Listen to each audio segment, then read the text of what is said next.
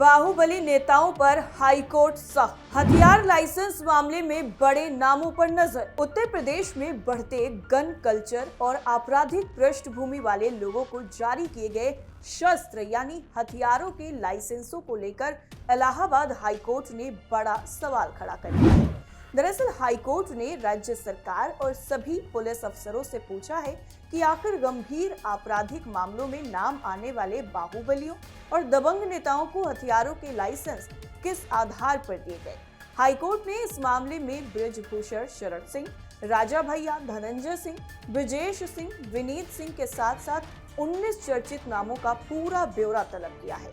Court ने सरकार से ये भी पूछा है कि इन लोगों को किस परिस्थिति में शस्त्र लाइसेंस जारी किए गए, उनके खिलाफ कितने मुकदमे दर्ज हैं और उन्हें किस तरह की सरकारी सुरक्षा मिली हुई है। हाईकोर्ट ने क्यों दिखाई सख्ती? अब आपको बताते हैं कि आखिर हाईकोर्ट ने ये सख्ती क्यों दिखाई है।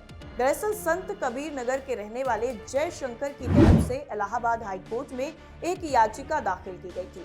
याचिका में आरोप लगाया गया कि प्रदेश में शस्त्र लाइसेंस जारी करने और उनके नवीनीकरण यानी रिन्यू करने की जो नियम है उनकी अनदेखी की जा रही है।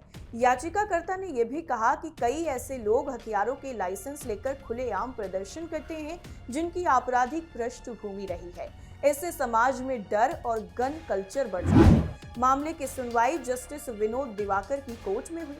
सुनवाई के दौरान जब प्रदेश सरकार ने अपना हलफनामा दाखिल किया तो आंकड़े देख करके कोर्ट भी हैरान रह गया। यूपी में 10 लाख से ज्यादा शस्त्र लाइसेंस। राज्य सरकार की तरफ से कोर्ट को बताया गया कि उत्तर प्रदेश में इस वक्त 10,08,953 शस्त्र लाइसेंस धारक हैं।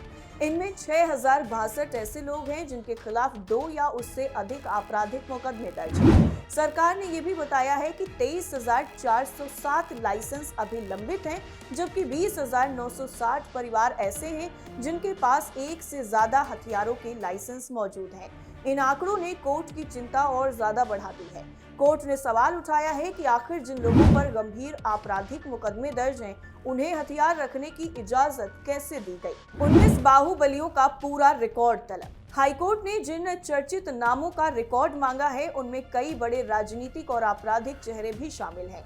कोर्ट ने जिन लोगों का ब्यौरा मांगा है उनमें बृजभूषण शरण सिंह, राजा भैया, धनंजय सिंह, ब्रजेश सिंह, विनीत सिंह, अब्बास अंसारी, खान मुबारक, अजय प्रताप सिंह उर्फ अजय सिपाही, संजय सिंह सिंगला, अतुल वर्मा, मोहम्मद साहब, सुधाकर सिंह, गुड्डू सिंह, अनूप सिंह, लल्लू यादव, बच्चू यादव और जुगनू वालिया जैसे नाम शामिल है।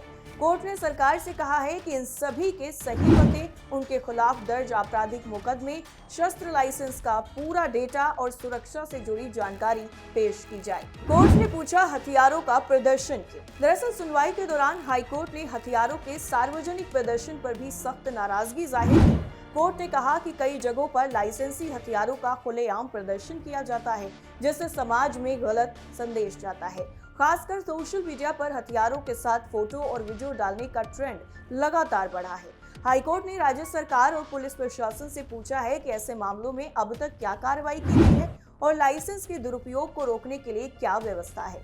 सबसे दिलचस्प बात ये रही है कि सरकार की तरफ से दाखिल हलफनामे में कुछ चर्चित बाहुबलियों के नाम शामिल नहीं थे। इसी पर हाईकोर्ट ने नाराजगी जाहिर की है और कहा है कि जिन लोगों की छवि बाहुबली या अपराध से जुड़ी रही है उनका रिकॉर्ड भी कोर्ट के सामने रखा जाए।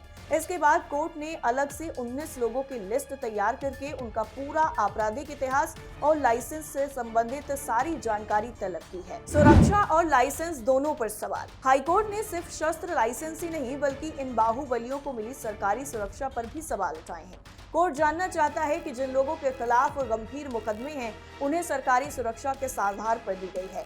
साथ ही क्या सुरक्षा और हथियार दोनों साथ होने से कानून व्यवस्था पर असर पड़ता है? क्या अब रद्द हो सकते हैं लाइसेंस? दरअसल हाईकोर्ट की सख्ती के बाद अब ये चर्चा भी शुरू हो गई है कि क्या आपराधिक पृष्ठभूमि वाले लोगों के शस्त्र यानी हथियारों के लाइसेंस रद्द किए जा सकते हैं।